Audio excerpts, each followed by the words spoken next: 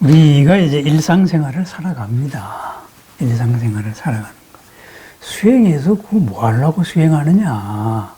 일상생활을 더 잘 살기 위해서 수행을 하는 거예요. 우리의 고가 어디서 와요? 일상생활에서 오는 겁니다. 일상생활에서. 그래서 평상의 마음에서 평상의 마음이 흔들림 없고 거기서 지혜가 드러나지 않는다면은 수행에 무슨 소용이 있습니까? 평상의 마음은 흔들리고 가만히 앉았을 때에만 어떤 무슨 기쁨의 경지가 있고 체험 이런 이제 선정 체험이 있다 그러면은 그거 마약하고 뭐가 다릅니까? 그거. 그죠? 그렇습니다. 수행은 목적이 아닙니다. 삶을 위한 하나의 과정입니다. 기도 또한 마찬가지입니다. 그죠? 그렇다면 이러한 삼매 수행과 윗바사나 수행, 그죠?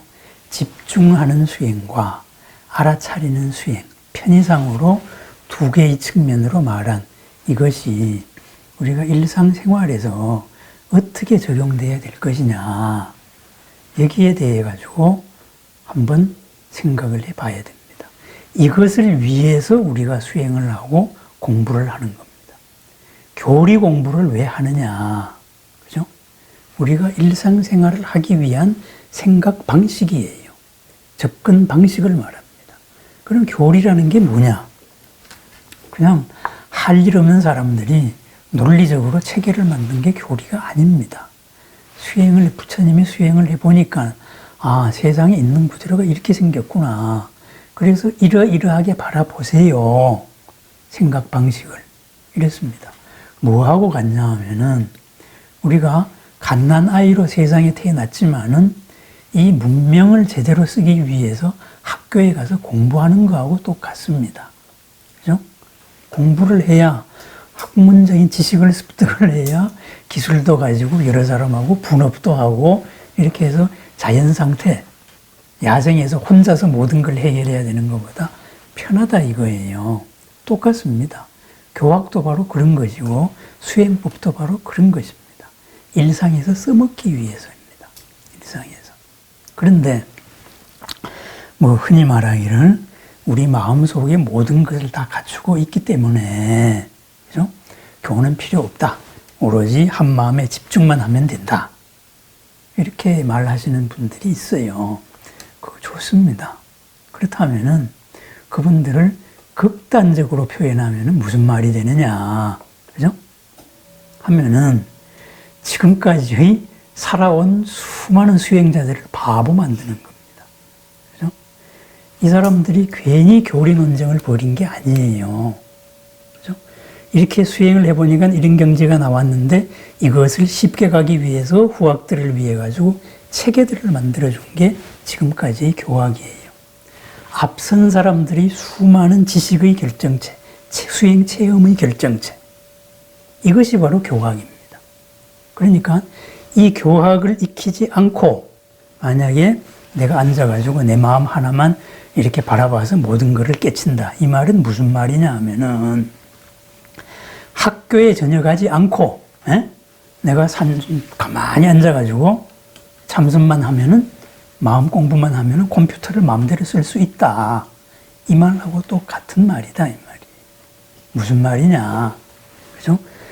숲이 있고 나무가 있습니다. 그죠? 이 숲이라는 전체를 못 보고 요 나무만 보면은 이 나무만이 전체다. 이렇게 생각하면은 어디선가 완전히 탈이 나게 되어 있습니다. 내 체험이라는 것은 요 한 나무입니다. 교리다. 이런 것은 이 바로 숲 전체를 보는 겁니다. 그래서 이런 경험에서는 이런 문화 풍토에서는 이런 방식이 있었구나. 이런 문화 풍토에서는 이런 나무가 컸구나. 바로 이런 겁니다. 그래서 우리가 전체를 바라보지 않고 하나의 자기 체험에 매몰해버리면은 사실은 맹목이 되어버리기가 쉽고 제3자한테 바르게 전달될 수가 없습니다. 왜? 제3자는 공통된 약속의 체계가 아니고 이 사람 개인의 체계에 익숙해야 되기 때문에 쓰는 말이 우리말하고 같은지 다른지 막 서로 충돌이 생기기 시작하는 거예요. 그러다가 보니 여러분 마지막에 나오는 건 아니야 아니야 소리밖에 없는 거예요. 그래서 세상의 모든 것 그렇게 어려운 게 아닙니다. 그렇다면은 이제 우리가 이건 서술이고요. 이렇게 해서 교학에서 여러 가지 업의 이론이라든가 연기의 이론이라든가 유식에서 말하는 마음이라든가 이것이 현재 상황에서 쓰기 위해서입니다. 불안하다 했을 때는 이 불안에 이끌려 나가는 것보다 이것이 지나가는 한 과정이다. 이것부터 알아차려야 된다 이거죠. 왜? 그것이 모든 것은 변화한다. 재행무상이고 실체가 없다. 재범무하다. 대승식으로 말하면 공이다 하는 거예요. 그죠? 그런데 내 마음의 갈등이 나를 움직이려고 할 때에는 뭐 화병일 수도 있고 강박증일 수도 있고 공황장애일 수도 있고 그건 병명은 붙이기 나름이거든요. 이랬을 때는 깊은 의식이 나를 속이는 겁니다. 이제 끌고 갈라 그래요. 거기에 안 끌려가게 알아차리는 거. 그래서 왜 이래야 되지? 하고 정지를 하는 겁니다. 이것이 1단계입니다. 이것은 반드시 바뀌는 거야. 바뀐다고 생각하는 순간에 막 불안해서 가빠든 호흡이 서서히 떨어지기 시작합니다. 정상으로 떨어지기 시작. 우리가 일을 하다가 막 화가 나는 거예요. 왜 이것도 생각을 못 하느냐. 이랬을 때 화가 날 때 내가 왜 화를 내야 되지? 이렇게 이것을 알아차리는 거예요. 왜 화를 냈을까? 여기에 집중을 해봐요. 그럼 보이지 않는 게 나옵니다. 그렇다면은 이거를 이렇게 화내는 방식 말고도 다르게 풀 수 있는 방식이 얼마든지 있었구나. 이렇게 나옵니다. 어떤 문제에 부닥쳤습니다. 이게 한계에 봉착했습니다. 그러면 이게 한계네? 그렇습니다. 그런데 왜 꼭 그렇게 내가 생각을 해야 되지? 하고는 거기에서 일정 거리를 두는 거. 이렇게 거리를 두는 게 일어나는 내 생각에서 거리를 두는 게 수행이라 그랬잖아요. 그죠? 내 생각을 알아차리는 윗바사나 수행이고 내 생각에 이끌려가지 않는 삼매 수행, 선정 수행이거든요.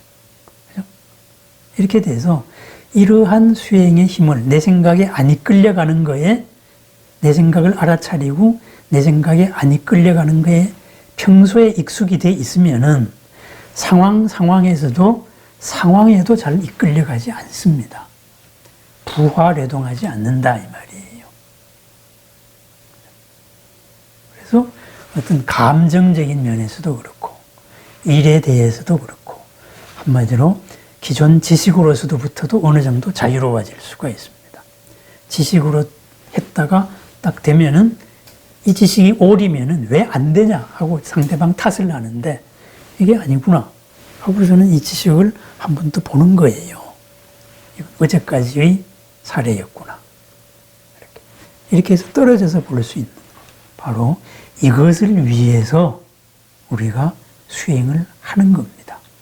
일상생활을 위해서. 그럼 부처님은 뭐냐? 24시간 동안 그런 선정의 상태, 깨어있는 상태, 선정과 윗바사나, 그죠?